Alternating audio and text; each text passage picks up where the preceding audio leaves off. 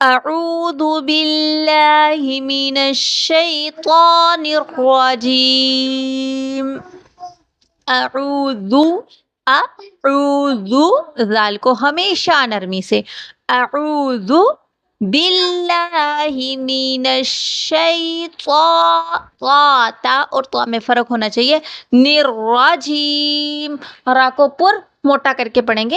اعوذ باللہ من الشیطان الرجیم، بسم اللہ الرحمن الرحیم. را کو پر پڑھیں گے، را کے اوپر زبر آ رہی ہے. بسم اللہ الرحمن الرحیم. نحمده ونصلی علی رسولہ الکریم، اما بعد فاعوذ باللہ من الشیطان الرجیم، بسم اللہ الرحمن الرحیم.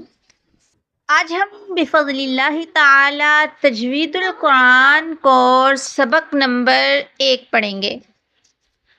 آج انشاءاللہ ہم دیکھیں گے تجوید کا تعارف اور لحن کے حوالے سے.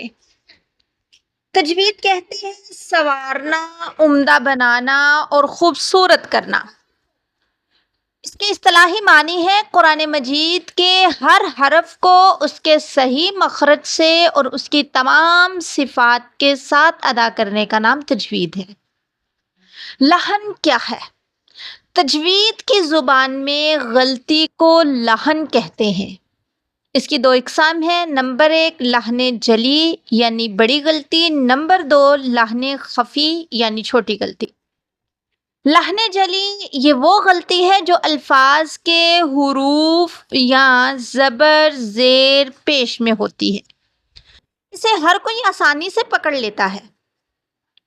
اس کا حکم یہ ہے کہ یہ غلطی سے قرآن کے معنی بدل جاتے ہیں اور نماز بھی متاثر ہوتی ہے.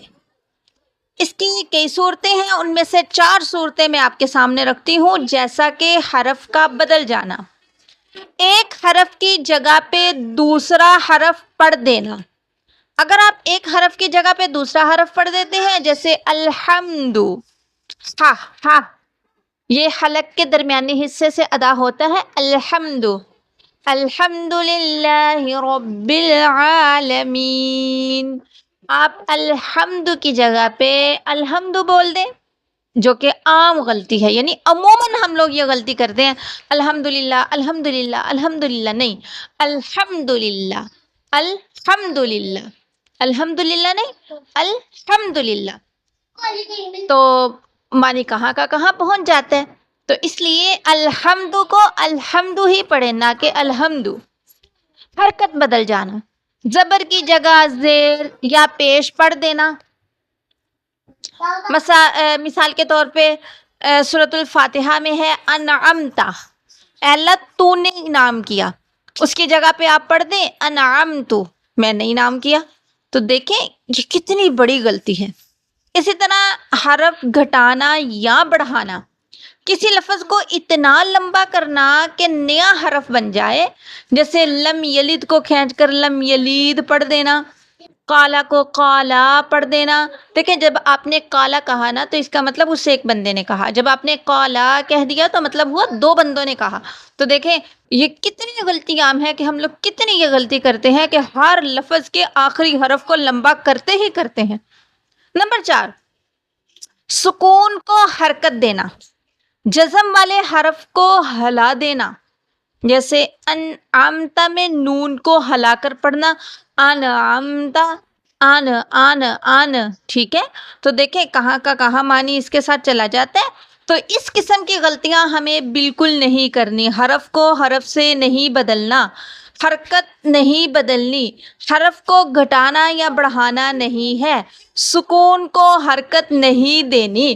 یہ وہ غلطیاں ہیں جو حرام ہیں اور لحن جلی میں آتی ہیں. اس کے بعد ہے لحن خفی. لحن خفی مطلب چھپی ہوئی چھوٹی غلطیاں. یہ وہ غلطیاں ہیں جو الفاظ کے حسن اور خوبصورتی میں ہوتی ہیں. اسے صرف قاری حضرات ہی پہچانتے ہیں. یہ غلطی کرنا ناپسندیدہ ہے. اس سے نماز تو متاثر نہیں ہوتی لیکن قرآن کا حسن ختم ہو جاتا ہے.